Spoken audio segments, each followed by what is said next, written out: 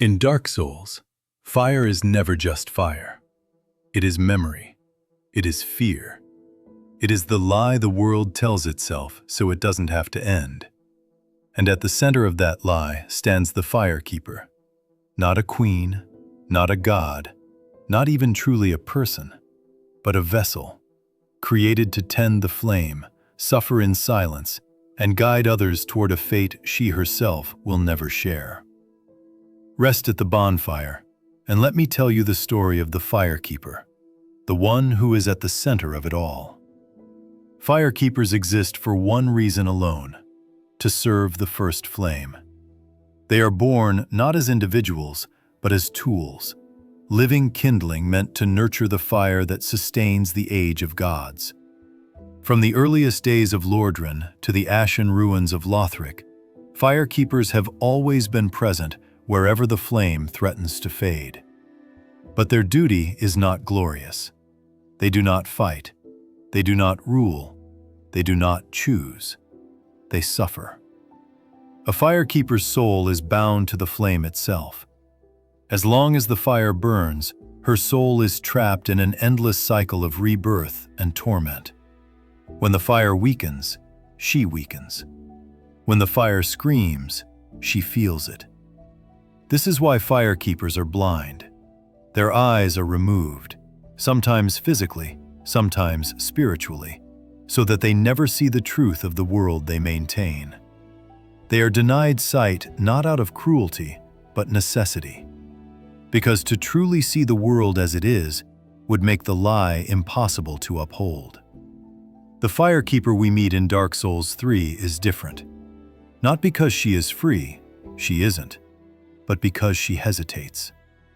From the moment we awaken as Ashen One, she treats us not as fuel, but as a person. She does not command us to link the fire. She does not demand obedience. She simply says, "Very well. Then touch the darkness within me. Take nourishment from these sovereignless souls." This single line says more than hours of dialogue. She knows what the darkness is. She knows what it means to reject the flame. And yet, she does not recoil from it. For the first time in the series, a Fire Keeper is aware. Hidden within the depths of Lothric are the eyes of a Fire Keeper, forbidden relics torn from another keeper long ago. These eyes allow a Fire Keeper to see the world not as fire demands, but as it truly is. When you give her the eyes, she does not rejoice. She trembles. Because with sight comes truth, and the truth is devastating. She sees that the age of fire is not salvation. She sees that the gods prolonged their reign by sacrificing countless souls. She sees that linking the flame does not save the world. It only delays the inevitable, while ensuring endless suffering. And most importantly, she sees you. Not as a hero, not as a chosen one, but as another sacrifice standing at the edge of a dying lie. What makes the Fire Keeper extraordinary is not her power. It is her restraint. Even after gaining sight, she does not rebel. She does not beg. She does not flee. She simply tells you the truth and leaves the decision in your hands. This is the first time in Dark Souls history where the burden of choice is shared. For once, the Keeper of the Flame does not force the cycle forward. She waits. If you choose to end the fire, truly end it, the Fire Keeper is there at the very end of the world. The first flame fades, not in a blaze of glory, but in quiet resignation. And she speaks one final truth.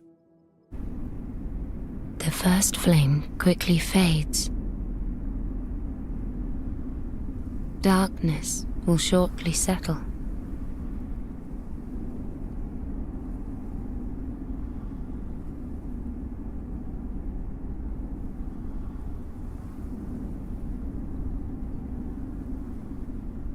But one day, Tiny flames will dance across the darkness.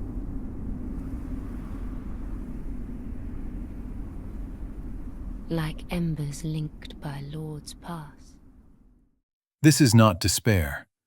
It is hope, stripped of illusion. She understands that the world does not need gods. It does not need fire. It does not need sacrifice. It needs time, and maybe something new. And yet, her tragedy remains. No matter the ending, the Fire Keeper never escapes her fate.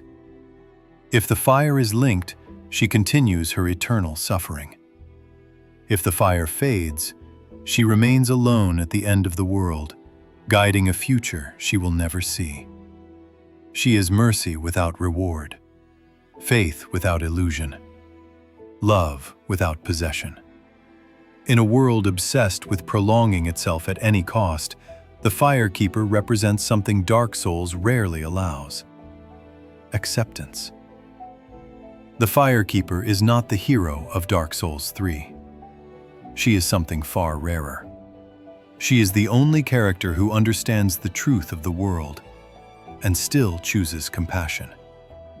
While gods cling to power, while kings burn their thrones, while champions slaughter one another for fading ideals, she kneels by a dying flame and waits.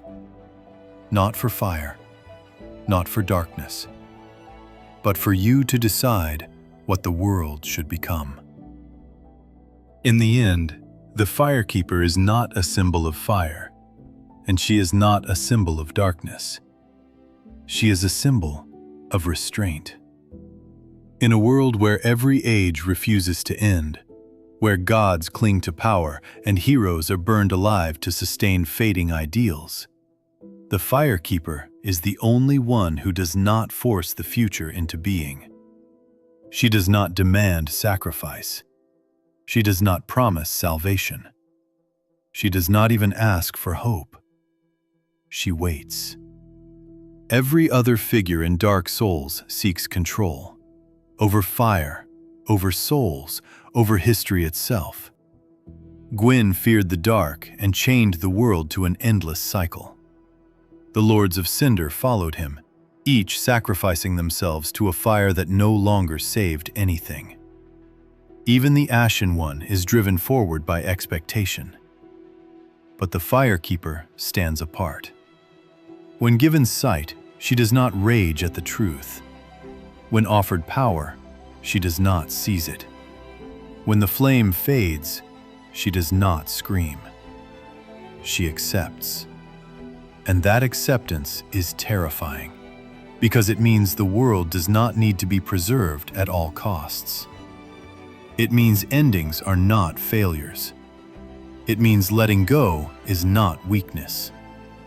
Perhaps that is why Fire Keepers were blinded, because to see the truth of the world and still choose kindness is more dangerous to the age of fire than any abyss. So when the final flame dies and the world slips into quiet darkness, the Fire Keeper does not mourn what was lost. She speaks of what may come next. Tiny flames. Not gods, not thrones, not sacrifices. Just the possibility of something new. And maybe, for the first time since the first flame was discovered. That is enough.